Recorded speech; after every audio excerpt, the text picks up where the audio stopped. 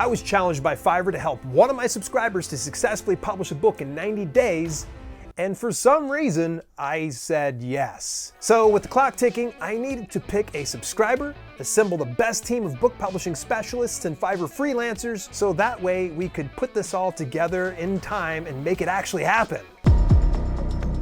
Immediately, I messaged my assistant Ava.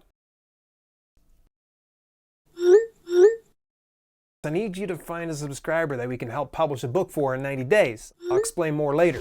All right, while Ava's doing that, at least I think she is, I need to find my team. I'm gonna need the best book description expert out there. I need the very best book editor I can find. And of course, we've got to get the marketing and promotion all dialed in on this. We have an incredible team on board and we'll get to see them in a few days. Now I need to pick a subscriber. Ava just sent me a list of subscribers who applied to be a part of our last book rescue video series. So I'm going to go through this and I'm sure it won't take a while. I didn't sleep last night, but I found the author. We've officially got less than 90 days and I'm about to call and let the subscriber know what's happening. Hey, how you doing? I'm good, how are you, Dale? This is Sarah Walday, a paranormal cozy mystery author with a deep back catalog of books that hasn't managed to gain any lasting traction over the past 5 years. This resourceful stay-at-home mom homeschools her 2 children while writing in her free time, which, let's face it, moms don't get much downtime ever, so that's a feat in itself. And what meager earnings she gets from her books goes back into her business in hopes of making a big breakthrough someday soon. Success in self-publishing will equate to more freedoms her family could finally afford.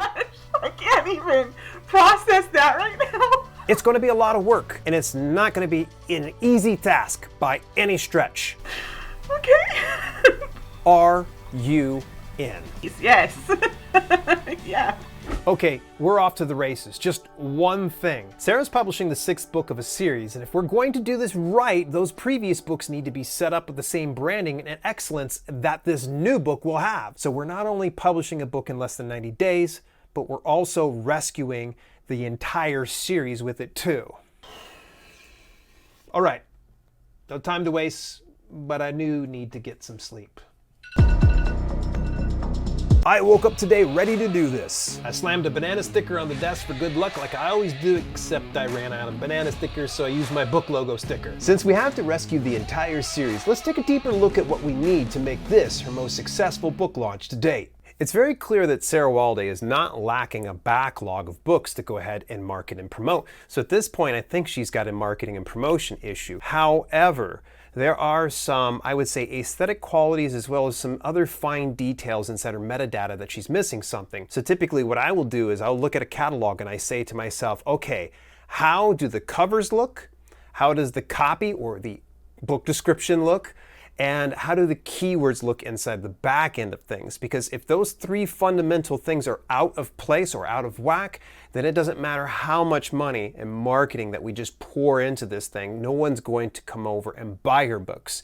And I see that one of her series is absolutely stellar. Her Honey Pot Mystery series, fantastic covers. I wouldn't change a thing. We just want to change her ad copy in there. So that way it really relates and gets readers to want to go ahead and pick this up, buy it, and read it, of course. It's her Paranormal Penny series that I see the most issues with, aesthetically speaking, because she's kind of hitting the mark when it comes to cozy mystery covers, but it's missing just a little bit of something. And not to mention, it kind of, I don't know, compared to her other series, it looks a little bit out of whack. So we want to make sure that she's getting her book covers looking a little bit more like that. Now, across the board, we've got to fix all her book descriptions. So it's super tight and it's super easy for readers to see that they stand something to gain in purchasing her books. And last but not least, when we get behind the dashboard, we're going to be looking at those keywords. What's she currently using and where is she using it? Because areas like author bio and A+ content on Amazon are ripe for the picking. It's a great opportunity to make your book more discoverable, because if we get all those 3 things dialed in, then we could start marketing and promoting it. And more importantly, I also want to kind of give her a little bit of leg up, because I noticed that her work is good, but I noticed a couple of reviews that said, it needs a little bit of work. So I said, you know what? let's go ahead and get a professional editor to come in here and help her out with her upcoming book. And before we dive into anything else, I need her to track all of her publications. Why? It's going to make life a little bit easier for us. That way I can give her feedback actively from a shared document through something like Google Sheets. And she's going to put in all of her titles, how many words are in each one of them, how many pages are inside the print version, and the trim size, as well as the paper type. I want to know everything down to the keywords and the copy that she's currently using, because later on, if we want to go ahead and change something, I will know what we started with and then ended with. So now I need to get Sarah her first assignment. With nearly a dozen publications, you're going to have your hands full for a while.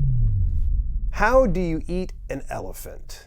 This is a question I often bring up when someone feels very overwhelmed in the business of self-publishing, because let's face it, it's tough enough as it is to be that author, to write that full manuscript, to edit yourself, to go ahead, get beta readers, to have it marketed, promoted, everything else in between.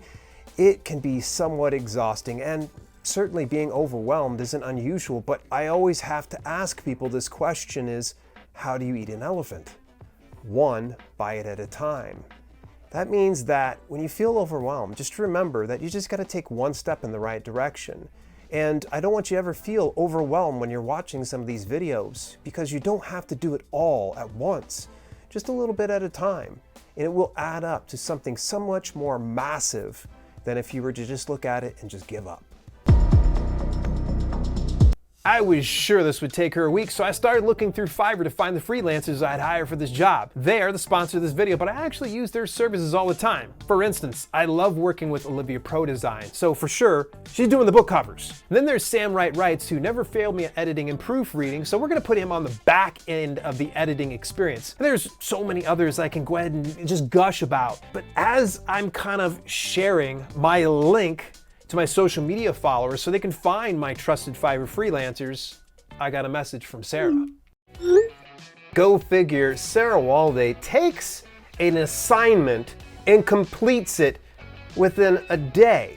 This is an assignment that should have been only like 7 days, like maybe even 2 weeks, but she does it overnight. What the heck? If you look over here at her metadata, you see she's got her titles laid out.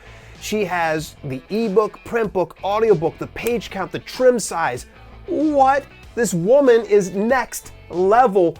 I'm telling you, like, I couldn't do this at all years ago. This is incredible. We've only got 87 days left, but she's already delivered the first assignment way quicker than I expected her to. So that gives me hope we can actually get this done in time.